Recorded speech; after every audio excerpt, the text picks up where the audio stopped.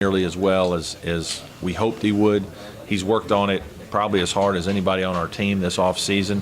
And the one thing I would tell you is this is really the first offseason where Jerron has been healthy all year. He hasn't been healthy in the 2 previous springs and summers. He's always had time when he's had to be down. And so this has been the first year where he's really had an off season that he can work on his game consistently from the spring to the summer.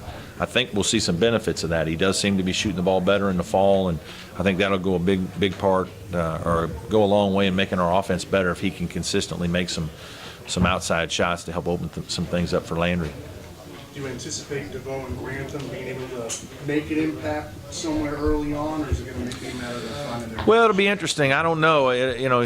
It's too hard to say because we're not really playing and practicing in a way that can tell me that right now. We haven't done hardly anything defensively yet. We've worked on some things offensively. I think offensively both guys show signs of being able to play at this level. Defensively, I would say Gabe is behind Dante. Some of that's just because of the extra year in prep school for Dante.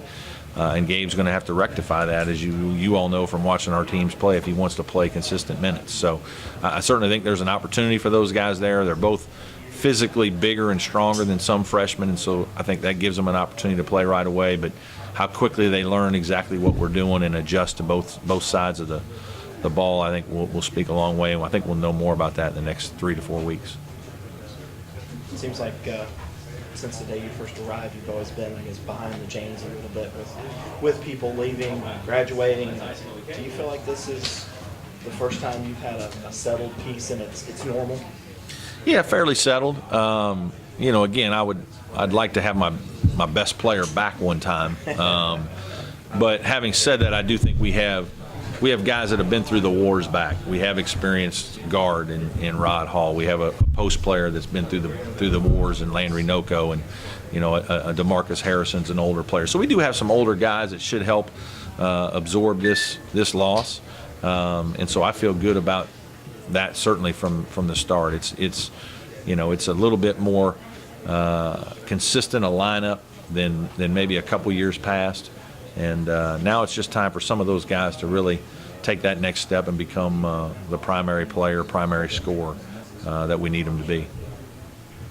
Talk about the bad timing, coaching change. How has Richie handled it? Richie's been great. Obviously, he's an enthusiastic guy, unbelievable energy level. Jumped right in, both feet.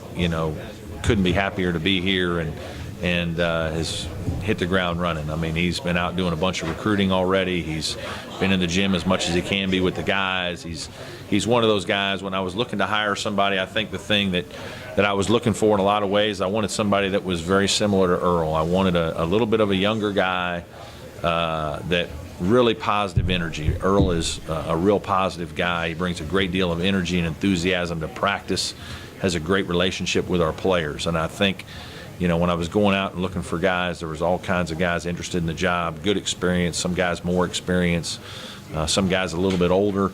But I don't know if they had that enthusiasm, that energy level that I think Earl brought that I wanted to make sure we didn't lose. And I think Richie's done a great job with that. Related to the way Earl got the job, what did you learn from the Doug Wojcik stuff about coaching conduct and practice habits? Well, certainly it's a different era, and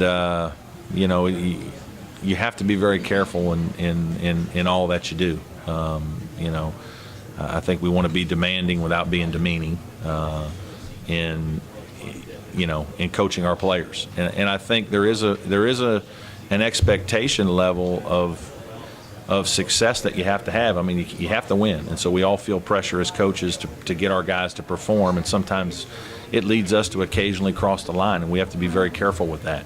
But I will tell you that you have to be a demanding coach in this business. You have to get guys to work a little harder sometimes. You got to get them to believe in things and challenge them with things to really be good, to get them outside their comfort zones. Very few of these guys at this level, because they're so talented compared to traditional high school basketball, have had to really challenge themselves. Some guys really embrace that. Some guys are scared of that. And as a coach, you have to have great relationships with your players to make sure they understand when you're coaching them that you're trying to get them better, and that You're just trying to coach them in a way to get them to reach their potential, and you have to do it in a way that doesn't embarrass them, but challenges them. And I think that's what's different is obviously we have to really build even more positive relationships with our players so they understand we're working together.